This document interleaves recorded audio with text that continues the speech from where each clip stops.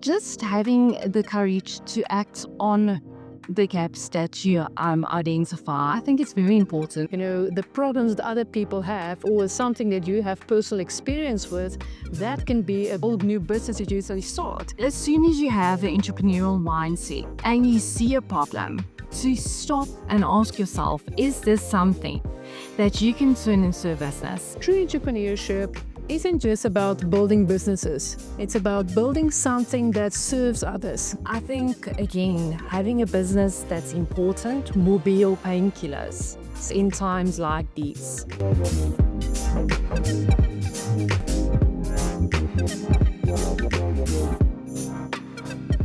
Hello, beautiful souls, and welcome back to the Confident Alchemist podcast, where bold women take the brave leap to build businesses and lives that they deserve. I'm Debbie, and today I have someone with me whose story is going to show you what true resilience looks like when life tests your strengths as both entrepreneur and mother. I'm here with Amoreez Pieterse, the founder of two thriving businesses, Bitsiggo, staff transport, and Amour, Woodpecker, custom furniture. And the journey is proof that you can build something extraordinary while navigating life's most challenging moments. Amoreez's path began with studying human resources and operations management at the University of Minneapolis, followed by corporate roles at companies like Genpact and One Loyalty. But she had this gift for identifying gaps in markets, and that gift led her to build not one, but two successful businesses. Bitsiggo to provide 24/7 transport services, solving a critical need for companies with night shift workers.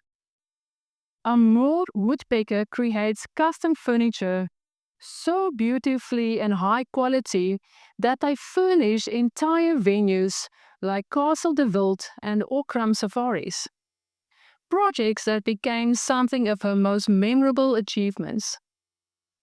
But this year brought Amarice her greatest challenge. Her second child was diagnosed with an eye disorder at 3 months old. While dealing with this devastating news and the emotional turmoil that followed, she still had to run two businesses and keep multiple families employed. As someone understands the weight of responsibility that comes with entrepreneurship, I am deeply moved by Annmarie's story of maintaining her business while facing every parent's worst nightmare. Amarice, welcome to the show. Thank you, Debbie, for having me. Amarice, you said that you are good at identifying gaps in needs in business and markets. Bitsiggo started because she noticed the companies desperately needed staff transport for night shift workers because public transport wasn't available 24/7. How did you develop this ability to see opportunities that others miss? And what gave you the confidence to action on these observations and turn them into businesses? Debbie, I think one thing that's very important is there's opportunities everywhere you go. You need to listen. I think that's really one of the key points is just to listen where you go. If you're still employed, listen to the demands, the problems that the companies are currently facing, and see how you can turn them into a business or a solution. And that's exactly how Bitsiggo started. So I was involved with the HR team of the company that I'm currently doing the staff transport for. I also had conversations with the staff members as well as the supervisors. And one of the biggest challenges was recruiting staff members for night shifts. And it wasn't necessarily because it's night shifts, but there was a demand and a gap where there's no reliable transport.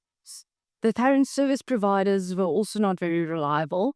They kept on pushing the fees up, leaving people stranded. And as we know, staff transport, there is a safety risk involved to getting your staff members home safely at 2 o'clock in the mornings. And that's where I identified that gap. Just having the courage to act on the gaps that you identify, I think is very important. And I think as soon as you have an entrepreneurial mindset and you see a problem, to stop and ask yourself, is this something that you can turn into a business? Is this something that can also, this business module, can you implement it in another business and also make it grow? And that's exactly what I've done. Yeah, no, and that's exactly what I always teach my clients, is to identify, the problems that other people have, or something that you have personal experience with. That can be a business, a whole new business that you can start. And I do think a lot of people actually miss that. They struggle with things, they overcome it, but they don't actually see that they can monetize that problem and actually make a business out of it. Absolutely, I agree with you. Running Bitsiggo's 24/7 transport services and Amour Woodpecker furniture business requires completely different skill sets and serves different markets. How do you manage the mental and operational switching between these two worlds? And what's been the key to making both businesses successful rather than spreading yourself too thin? So Debbie, yes, I do have two businesses, and it does require two different skill sets. So with CEOs is a very time conscious and operational type of business, where a more Woodpecker is more of a creative and craftsmanship type of business. But I do, however, believe that the success of any business comes down to a few principles that you need to understand within any business. And that is building a team that you can really rely on and enable them to form part of your business. It's consistent delivering and their problem solving within that business. Yes. So I do believe those are the key points, regardless of what type of business you have, Yeah. to really be successful. So for me, I did struggle in the beginning Yeah. to switch between my Amour Woodpecker cap and my Bitsiggo's more operational cap. But also with a little bit of skill sets and a little bit of, time management and training.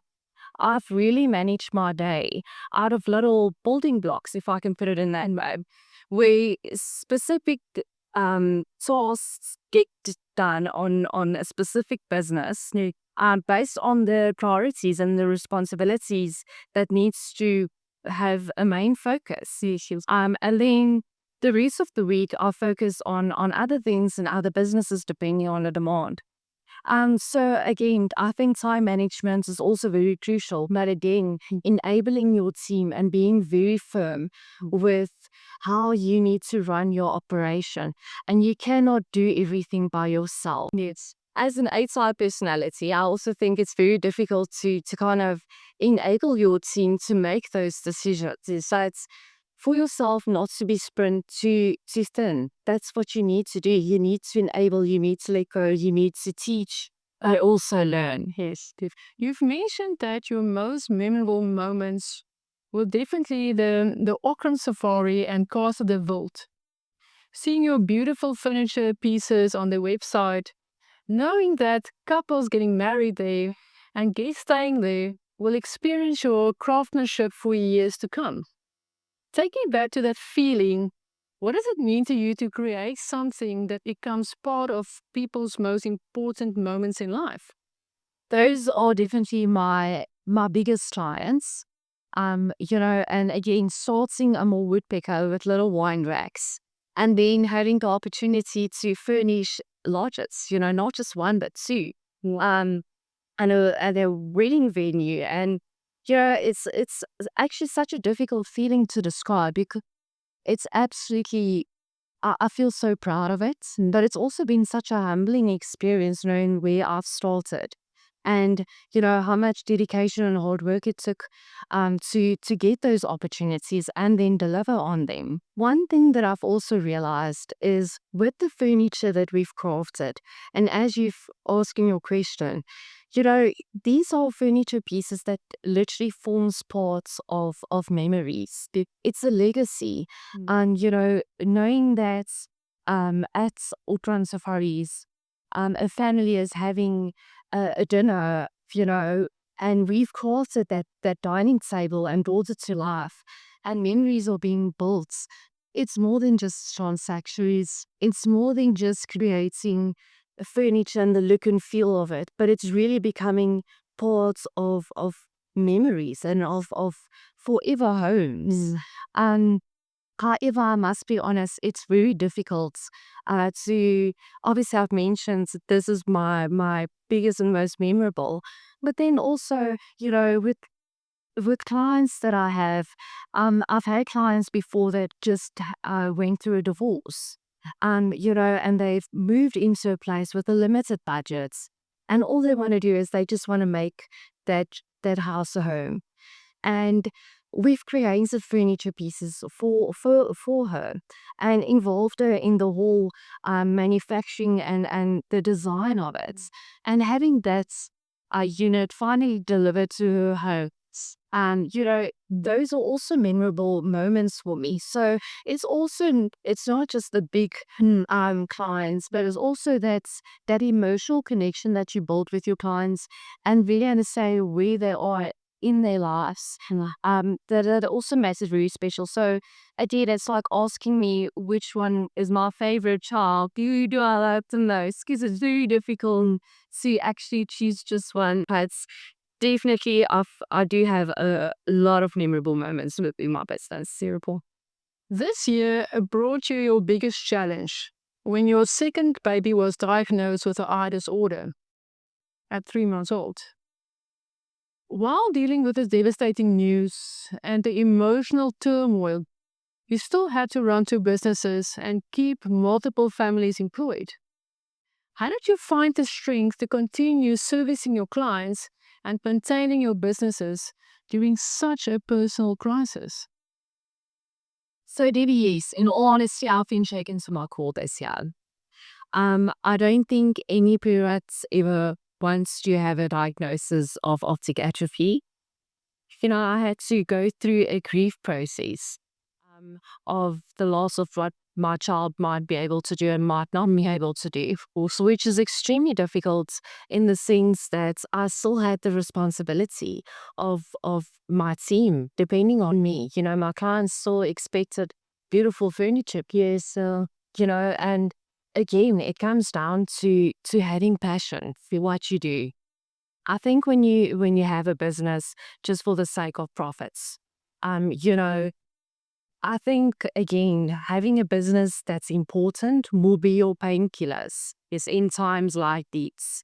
But again, I must be honest, I've leaned into my faith a lot. I had an amazing support system. My husband, my family, as well as my team. All my employees really stepped up. Yeah. And one thing when I started a business is I never wanted to be a boss. I've always really focused on personal development, and for them being able to step up and run my business and help me manage my business and being able to still see the vision of the business. It was also a moment of that I felt very proud to know that, they were not just employees and, they really returned that favor to me during my crisis. But at the end of the day, it was small steps and it's just pushing through those days and showing up, showing up every day until things eventually get better. No, that is really powerful, and I commend you for pushing through. Although you felt like crying inside, but you kept on showing up, not just for yourself but for your staff as well. Thank you. You've shared that your businesses aren't just about self enrichment; they are about personal development for your employees and providing for multiple families. You said that you feel blessed and obligated to be in a position where you can employ people that God has given you these opportunities to provide for families, beyond just your own family. How has this sense of responsibility to others shaped how you run your business, especially during challenging times? Absolutely. So this is something that I carry very closely to my heart. it's never been just about profits. For me, I do believe that I've built a godly business, and that's to serve people, from my clients as well as all my employees. At the end of the day, whenever I do have success in my business, it is crucial, or it's such a beautiful moment for me actually, because I know that families are fed, kids can go to school, yes, and families can move forward. And those are, you know, big, big, big responsibilities. With all my staff members, I do see them as a mother or a father or a brother, that pays rent, that buys groceries. And in difficult times, I've always had the mindset when things are a little bit dry and the our marketplace has changed. I've never had the mindset to be, okay, there's a problem, income is not coming in, how can I protect myself? Yes. My mindset was always, how can I be more creative? Because at the end of the day, it's not just for me, it's for all the other families as well. How can I be more resilient? How can I strategize better to try and in the future prevent this from happening? So, yes, for me, it's not just about self enrichment, but it's also about providing for each and every single member. And I hope for future employees of my businesses. Thank you for your incredible strength and wisdom. Your story is a powerful reminder that true entrepreneurship isn't just about building businesses. It's about building something that serves others, even when life tests you in the most profound ways. Here's what moves me about Amoreez's journey. She's built businesses that creates beauty and solve real problems, while maintaining a deep sense of responsibility to the families who depend on her success. Even in her darkest hour as a mother, she found the strength to continue serving others. Here are the 4 profound lessons from this conversation. First, the ability to spot opportunities is a skill that you can develop by paying attention to problems that people face daily. Amarice's success came from noticing needs others actually overlooked. Second, you can successfully run multiple businesses when each serves different aspects of your skills and market needs. Diversification can create stability and multiple income streams. Third, creating something that becomes part of people's most important moments, like furniture for a wedding venue, adds meaning that goes far beyond profit.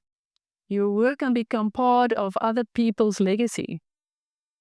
Number 4, true entrepreneurial strength is tested not when things are going well, but when life brings crises. Amoreez's ability to maintain her business sense while facing her child's health challenges shows that real resilience looks like. If you're currently facing your own challenges while trying to build or maintain a business, remember Amoreez's story.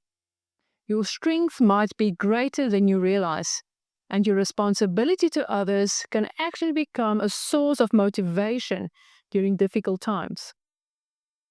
Send me a message and tell me about a problem you see regularly but nobody seems to be solving.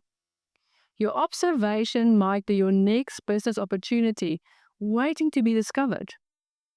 Remember what Amoreez showed us today, that when you build businesses with heart, when you create beauty and solve real problems, and when you maintain your commitment to serving others, even during personal crises, you don't just create businesses. You create legacies that support entire communities. Your strength is greater than you know, and your purpose is bigger than your challenge. Thank you for listening once again. See you next week for another dose of truth, boldness, and transformation.